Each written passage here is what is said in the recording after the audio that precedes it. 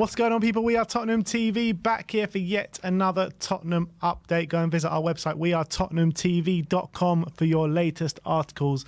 But let's get straight into the update. As always, we'll be starting off with potential outgoings. And the first player we're looking at today is Joe Rodon, as the Athletic are saying that there are Premier League clubs interested in signing Joe Rodon permanently following his impressive loan spell at Leeds. And doesn't really come as a surprise, does it? You know, brilliant season.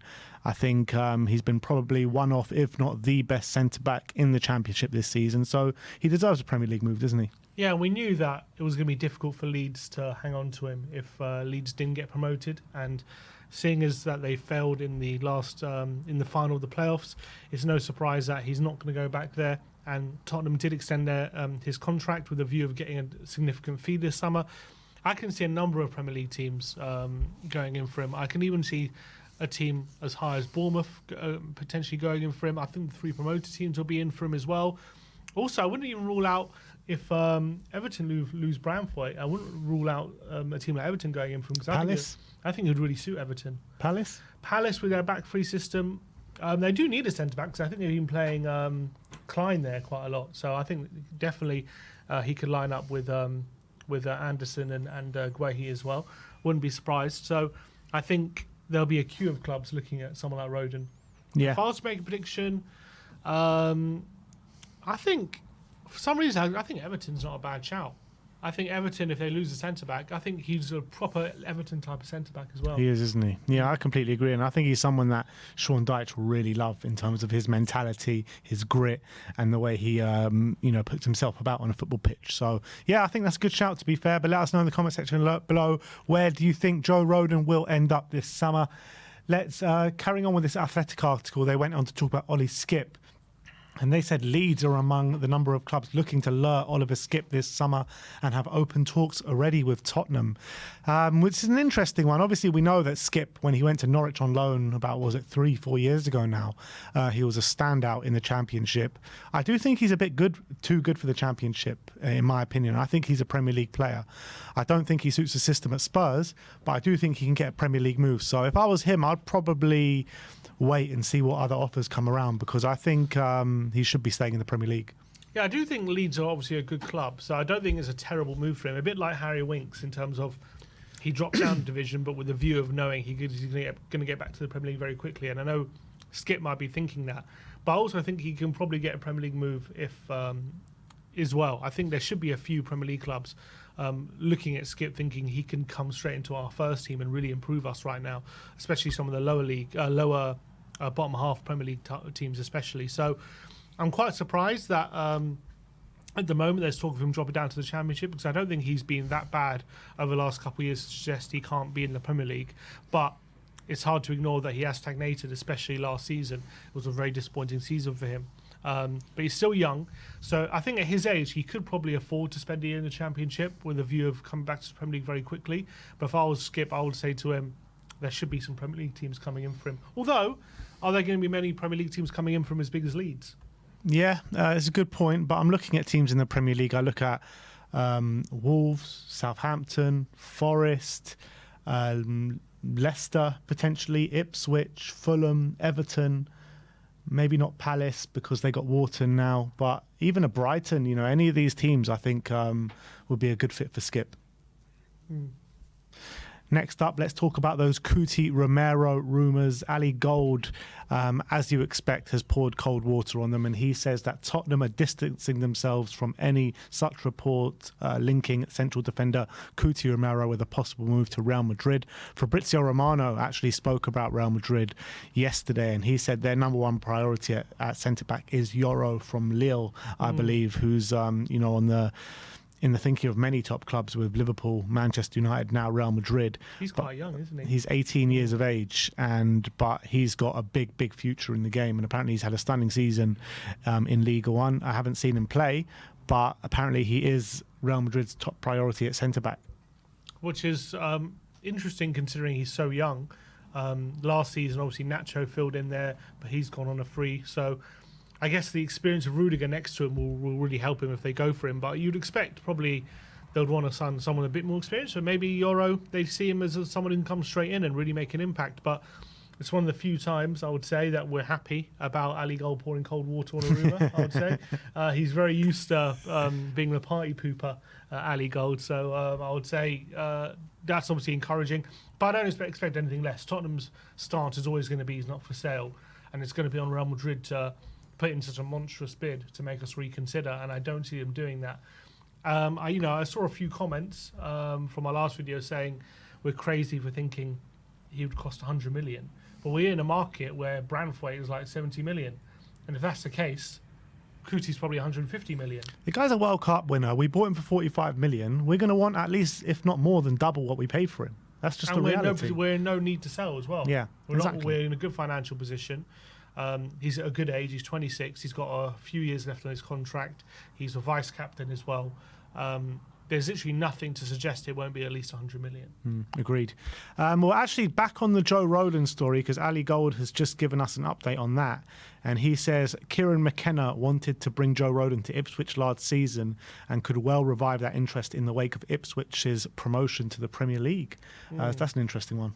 Very interesting. Obviously, McKenna confirmed to be staying. He was wanted by a few clubs in the summer, but he's going to be staying at Ipswich. So I think that would be a good move for Rodon. Again, I do think a few clubs will be in for him, but Ipswich play some good football, and I think Rodon will fit in quite well there. Next up, let's talk about Jed Spence. As Fabrizio Romano broke last night, he's saying that he understands Genoa have sent a formal bid to Tottenham to sign Jed Spence. Negotiations are ongoing between the two clubs. It's now up to Spurs with the final decision to follow soon.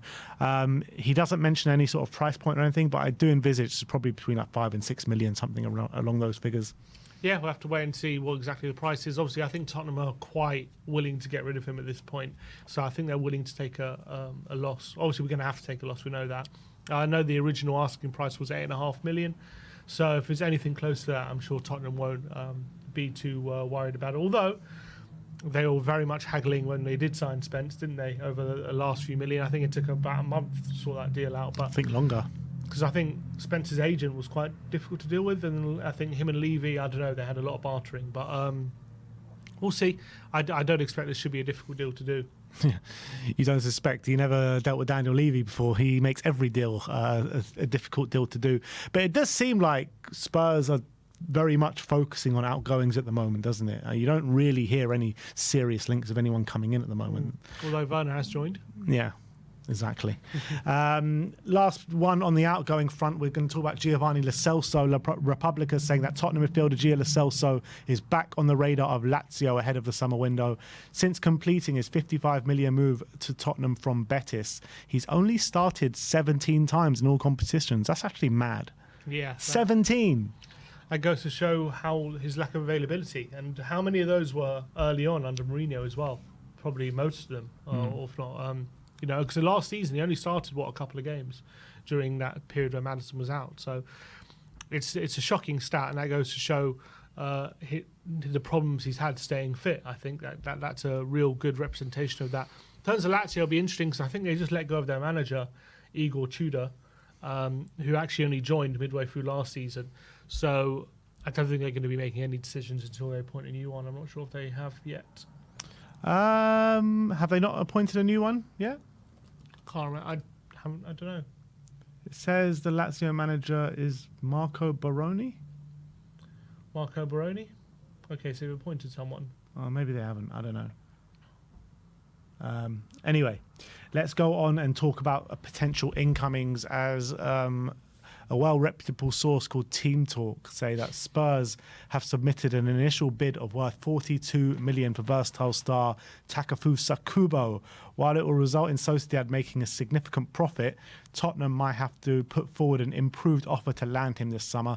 The player's contract with the Spanish club runs until 2029, and he's protected by a release clause of £51 million. Spurs will have to trigger that if they want to buy Kubo this summer. I mean, they call him a versatile star. Is he versatile? I think he can play in central areas and out wide. I think majority is right wing, isn't he? That's his favoured position, but I do think he's played in central areas before as well. Yeah, he has. Okay. I like him. I think he's a good player. I do think physically there are question marks, but I do think as well he's one of those players where his low centre of gravity really helps him. 50 million is a lot of money. I do think he'll offer something that we don't have in terms of real dribbling ability, that he can really operate in those tight spaces, which I think on the right-hand side we don't have obviously too much. And he does have good pace, and I actually think he's done really well for Sociedad. I just do worry about him being bullied out of games and physically marked out of games. I think there is a possibility of that. Is he suited to the Premier League? I think I'm not 100% convinced he is, but I'm also not saying he definitely isn't. But I'm just not. I think the jury's out on it. So obviously 50 million is a lot of money. Quality-wise, he probably has more quality than someone like Brennan, I would say, in terms of his technical ability. He's got a sweet left foot as well, got good power on his left foot. But are we going to trigger his release clause? Do we actually bid for him? I don't know if I believe this report anyway. So, I don't know. In terms of his versatility, over the course of his career, for club and country, he's played about 120 games odd on the right-hand side. He's played around 20 games on the left-hand side. He's played 13 as the number 9. He's played 28 as like a second striker and he's played 29 as like a 10. So he has been fairly versatile throughout his career. Yeah, but last season? Last season it was mainly on the right, yeah. I'm saying that, and I think that's what we should judge it on, because that's where he's getting the most joy at the moment. That he's just had his best season, and it's majority on the right-hand side. Just because he's filled in a few positions doesn't necessarily mean that's where he's good. If you know what I mean? Like, even the season before that, he was a lot more. He was actually playing a lot more different positions. Mm-hmm. But last season, very much on the right hand side. I don't know where I don't know where he would fit in though for Tottenham if it wasn't on the right. I don't see him being a number 10, and I don't see him being a striker. So I think it would only be on the right. It would be on the right, but maybe it gives us different options late in games to change things when we need something different. Maybe, maybe. I wouldn't sign him thinking he's a versatile player. I'd sign him thinking he's our right winger, essentially. Next up, let's talk about Tammy Abraham. Matt Law says that Tottenham are aware that Tammy Abraham could be attainable this summer. Sources in Italy suggest he may be sold for as little as 20 million. Spurs are yet to make a firm decision on whether they want to move to him or not. However, Paul O'Keefe has given us the news that we all want to hear, and he says he's got as much chance of joining Spurs as me. This guy isn't the level that they require. He's never been on the radar. Cue Paul O'Keefe joining Tottenham. I would say. Look, it doesn't surprise me. As we say, he's a player who at the moment who's just recovered from a real bad injury. I don't think it's a case of Tottenham taking a risk on him right now. We have to see how he recovers. It doesn't really make sense for Tottenham to make a move for him right now, unless he's coming in as a backup striker. But right now we don't need a backup striker. We need someone to improve the first team, and signing Tammy Abraham for 20 million for me doesn't represent that. Yeah, I get really frustrated when because I do it as well. We all do it. We always talk about we need better backups. We need better backups. But I don't think we need better backups. We need better competition for places that are not considered as backups, where it's competition in each place. That's what we need here at Tottenham Hotspur. We don't need to sign players and be like, all right, you're coming in just to be a backup. You want someone to come in and challenge for a first-team spot. That's what you want. And he doesn't represent that.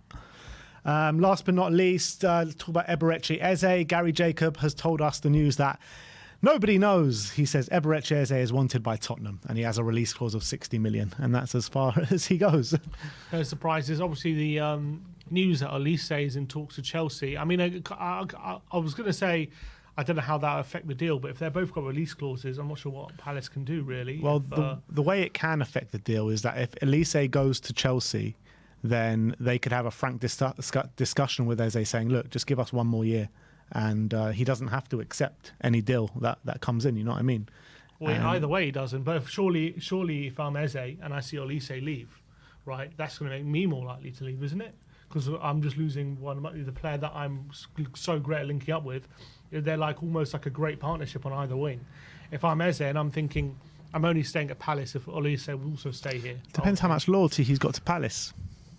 I mean, the guy's 25 now, or 25. You know, Yeah. He's not getting any younger. I know that's not an old age, but it's also an age where you got to start thinking, how many more years are going to stay mid-table? I need to start challenging to the top of the league. And I think, especially if Elise leaves, he's going to be thinking, I'm going to have the burden again. You know, I'm going to have to carry this club on my shoulders next season. And I know they've given me a great platform, but I've given them how many 4 or 5 years now of service. It's probably time for me to move on. And also, how much control do Palace have if their release clause does get met? Not much control. But what I would say to that is that maybe the way he's thinking about it as well, if Palace can convince him, it's probably the most exciting time ever to be at Palace, a Palace player. He will be the main man like he always is. And Palace are usually actually fairly good at trying to hold on to their players, aren't they? You know, look at the whole... Exactly. They sold him and then they brought him back. But once they brought him back, he was rumoured to be going out the door every single summer. And then he got his move finally when he was like, past his sell-by date a little bit and went out to Turkey. Yeah, that's true.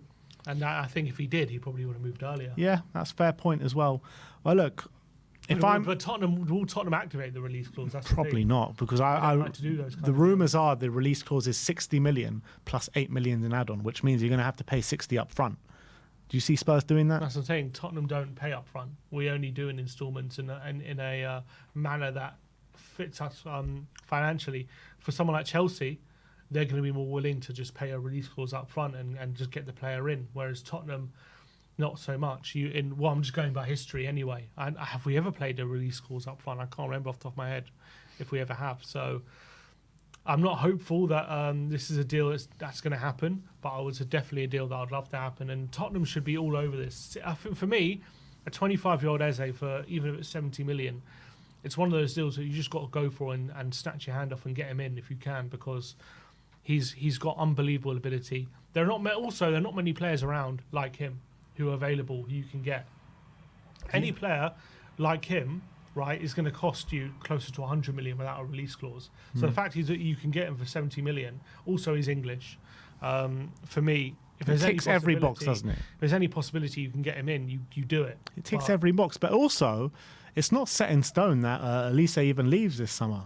It's really not. I know he's speaking to personal terms with Chelsea, and Manchester United are in there, and Newcastle are looking at him as well. But apparently his release clause is only active for Champions League clubs. So his release clause is not even active for those clubs that are in talks with him. So I think this saga is going to rumble on a bit longer. I bet it will. But that is your Tottenham update for today. Let me know in the comment section below your thoughts regarding all the news stories we brought to you today. Like, subscribe and comment. And as always, come on you Spurs.